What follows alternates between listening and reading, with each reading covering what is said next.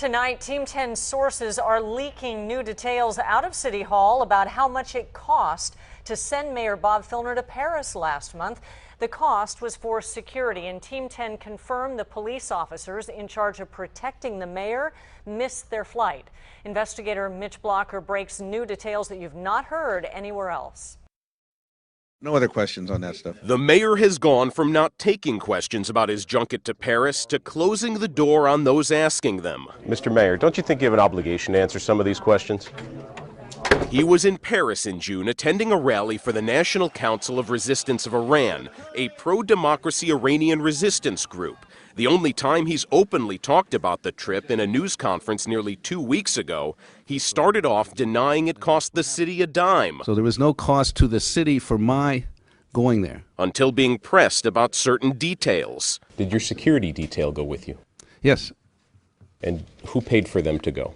Well, I mean, the city pays for that. Anonymous sources inside City Hall who feared retaliation tell Team 10 it cost $22,000 to send 2 San Diego police officers to Paris with the mayor. Those sources also say the officers got to Paris a day after Mayor Filner. Was your detail with you the entire time you were on that trip? Yeah. We're not going to have any more questions about security. They go straight to the chief of police. We were told that they actually missed the flight to France, that they caught up a day later.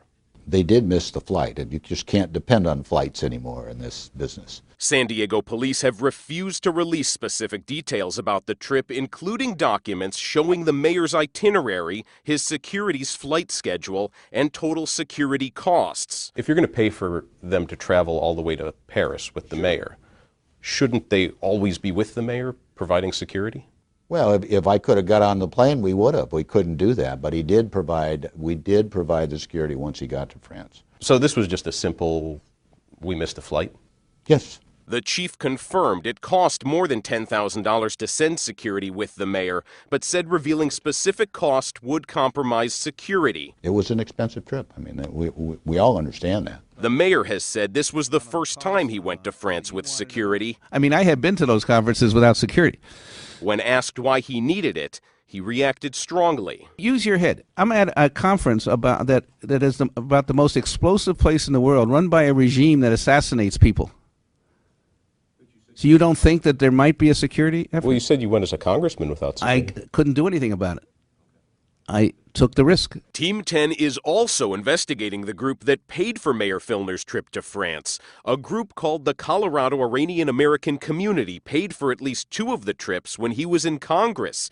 The trips cost more than $6,000 and $7,000. As mayor, Filner cannot accept more than $440 in gifts in a year unless the group is a nonprofit organization. He claims a nonprofit paid for his most recent trip, but has refused to name the group. I'd give you a name, but it might be a word or two off, so I want to wait till I see it in writing. If the Colorado Iranian American Community paid his way, the mayor will have to justify it. The group is not a nonprofit, according to the IRS. It is a nonprofit organization in Colorado, but according to Colorado's Secretary of State, the group is delinquent in providing updated information about its mission, funding, and leadership. Filner has said the trip served San Diego because he was also trying to bring jobs to the city. My trip to France, in summary, was a business trip. Now, the mayor will have to publicly disclose who paid for his trip before the end of the summer. He'll have to make that report to the city's Ethics Commission.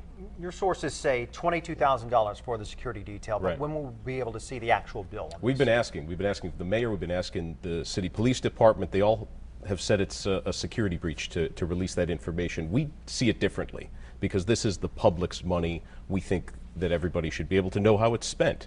Now, the mayor has said from that press conference 2 weeks ago, he said, I'm going to disclose all of this stuff. It's been 2 weeks. We still haven't seen it. Well, you're breaking things every day, so Yeah. we know you're on it. Yep. For the first time, a woman has agreed to let us record her accusations about sexual harassment against Mayor Filner. Her experience happened long before he was mayor. She says it happened when he was a congressman. She is only talking to Team 10 investigator Mitch Blocker. This woman was Bob Filner's constituent. For years, she lobbied the congressman on behalf of California's Association of Realtors. We would go into his office, we would meet, we would talk. There was always a photo taken, either at the beginning or the end. And it seems that Mr. Filner always wanted to be next to a woman in the photos. And on several occasions, I was that person. The first time that I stood next to him in a photo, he kind of rubbed the shoulders and up and down the back. It would go to where it was a caress on the bottom and up the shoulders, or He would actually touch your yes, rear end. the bottom, yes. He would then go sometimes as far around as the waist and then kind of come up so that he was around your arm and the inner underarm breast area. What did you do? How do you react to something like that? I pulled away, looked at him. Did you feel like you were being sexually harassed? I was violated, yes. Why did it take you so long to come forward? Fear of repercussions. And I mean, even now, we're putting you in silhouette. I mean, you would have been the first woman to really put a face to this. I know. And even now, I'm still afraid of repercussions. She said she talked to us because of this statement recorded on a DVD. He is abusing his power, and when he came out and did a DVD saying that he was sorry and he had apology and he would take a harassment class, it goes much, much further than that. And that's what made me decide that I needed to talk to you about this. Now, the woman in the interview considered talking to us without hiding her identity. She said she may do so in the future as more women come forward. The mayor has said in news releases that he is innocent. He has refused or not responded to all of Team 10's requests for interviews. With Team 10, I'm investigator Mitch Blocker. One of the sources told me it seems like the mayor got caught with his hand in the cookie jar. They say returning money that was meant to buy influence does not make a potentially illegal act go away. Mayor Filner has already had some explaining to do. I knew nothing about this. He may now have to answer questions from federal investigators, according to sources inside the Department of Justice. For weeks, the mayor has explained why San Diego developer Sunroad Enterprises gave the city $100,000 and was then given city property to finish this apartment complex in Kearny Mesa.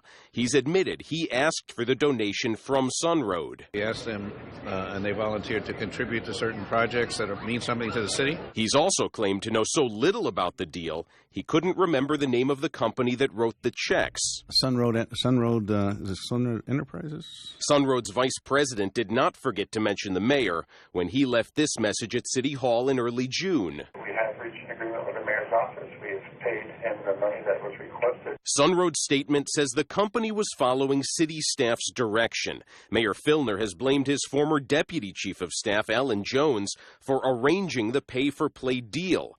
Jones has said it was all the mayor's idea. I had no knowledge that he did this, or I would not have allowed it to happen. Mayor Filner's chief of staff has been questioned by the city council. Was there any compensation for this easement put forth? No. Friday, the mayor said he has not been contacted by law enforcement about the donation. I was not involved in a pay for the easement, and since that's what they considered it, I thought I just returned the checks. Team 10 sources inside the DOJ describe the mayor returning the six-figure donation as, quote, consciousness of guilt, meaning he knew the donation was not appropriate. Now, we asked the mayor if he had any comment today about the Department of Justice investigation. His spokeswoman told us, quote, she would check on that, but did not provide a comment. All right, if it actually does get that far, who can file charges? Right. Keep in mind an investigation long way away from an indictment. It's a great question. It may have to go out of San Diego. I mean, there are a lot of conflicts of interest politically when it comes to the mayor, the U.S. attorney, the district attorney, all different political conflicts. And a lot of blame going back and forth. Yeah, a lot of finger pointing. Oh, yes. All right. Thank you, Mitch. Bob Filner has always been a politician who likes to make public appearances. He's campaigned on being open with the media, but today he was obviously uncomfortable as he was surrounded by a media swarm hungry for answers. The moment Mayor Filner stepped out of his SUV, he was surrounded. You campaigned on transparency. You've always said you'd be transparent. Will you be transparent and talk to the media about these scandals? The mayor has said little about the sexual harassment claims against him. He's refused to say who paid for his recent junket to Paris, or say much of anything about a federal investigation looking at why a private developer gave him $100,000 for public land. Mr. Mayor, don't you think you should make a statement? Let's continue this way. Shouldn't you say something, sir? You know, we're here to deal with the trolley. He wandered around the Barrio Logan trolley stop, uncomfortable at times. He yielded to the pressure of the spotlight, only with this quick statement. There is a legal process by which all this will be decided. What about some of the other scandals about the Sun Road investigation, the Paris trip? You can talk about those, can't you? He walked away. He sat alone. Take your places so we can get started. Waiting for a news conference about trolley renovation to begin. Mr. Mayor, can I sit next to you? Mr. Mayor, will you talk to us after the ceremony's over? Can we just get a minute of your time, sir? It's not what this veteran politician has been used to. Just 4 months ago, he stood next to his former political ally, Donna Fry, the woman who helped reveal the alleged sexual harassment in his office. Ironically, at this press conference, she was announced as his transparency czar. The public has to know what's happening, and they have to know it at a time when it means something. Thursday, when questions about his conduct meant everything, he was reduced to making ill-fated jokes about why the media was there. I see you found a wonderful way to attract media attention for our efforts on the trolley. He walked away from our questions. Mayor, you campaigned on transparency. Where's the transparency? He hurried to a photo op and then rushed to his car. Do you have any comment at all? Do you have anything you want to say to any of these women? Giving us a shot we've captured over and over again. Mr. Mayor, let's get a shot of you not running into your car away from the media. Sir. Now, Team 10 has been requesting a professional sit-down interview about these scandals with the mayor for more than a month. We will keep asking. With Team 10, I'm investigator Mitch Blocker.